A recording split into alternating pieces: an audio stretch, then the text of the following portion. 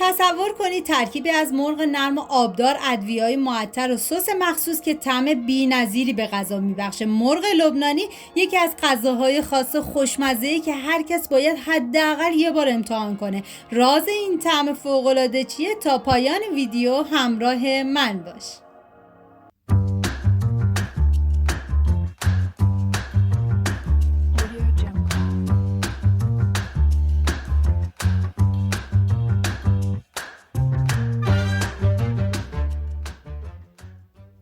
مواد لازم: مرغ، رب انار، روغن، آب لیمو، رب گوجه فرنگی، پودر سیر، ادویه کاری، فلفل قرمز، نمک، ادویه زعفران، پودر گشنیز، ادویه مرغ و زردچوبه هستش. من اندازه های دقیق و داخل دیسکریپشن نوشتم.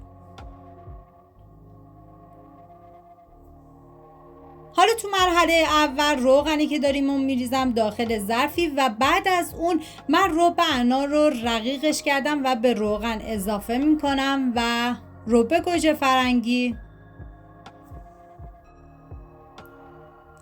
ادویه کاری،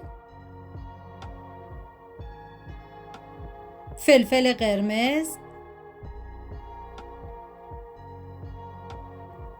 پودر سیر، زردچوبه، نمک، ادویه زعفران. ببینید ادویه زعفران و ادویه مرغ میتونید از عطاری‌ها تهیه بکنید که دارن، و پودر گشنیز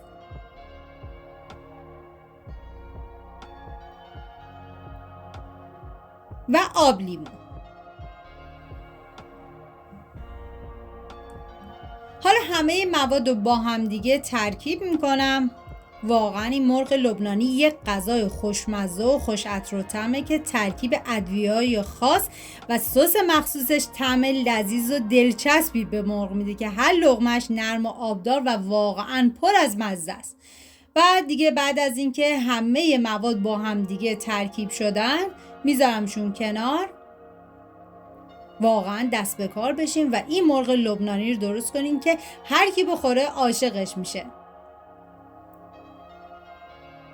و حالا ظرفی که میخوام بذارم داخل فر، تعداد زیادی پیاز من کاملا به صورت خلالی ریزش کردم و سعی کنید که از پیاز فراوانی استفاده بکنید و میریزم داخل ظرفی که میخوام بذارم توی فر.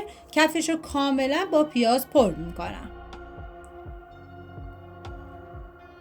واقعا این روش پخت مرغ برای کسایی که از روش‌های تکراری خسته شدن بهترین گزینه است و یه گزینه خیلی عالی برای مهمونیاتونه.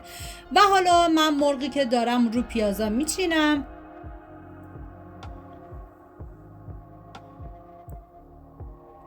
و بعد از اون سسی که آماده کردم و میریزم روی مرغ.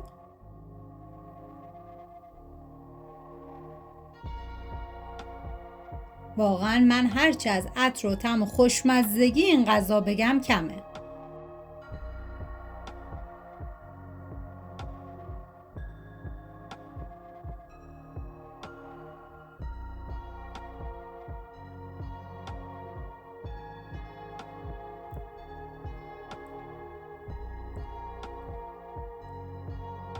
و حالا کاملا با شور دور تا دور مرغ‌ها رو با این سس پر میکنم.